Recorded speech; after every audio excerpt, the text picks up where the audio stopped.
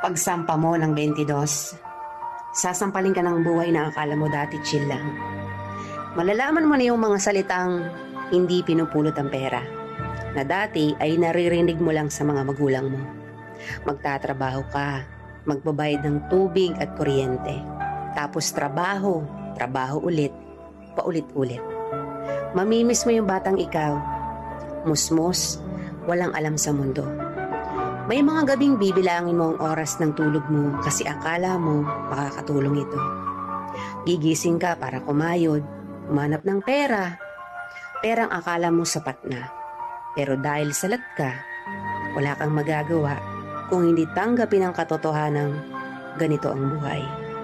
Katotohanang dahil malaki ka na, malaki na rin ang bigat na papasanin mo. Dahil ngayong 22 ka na o 23 o 25 ka, malalaman mong hindi ka na lang nabubuhay para sa sarili mong pangarap. Real talk yan.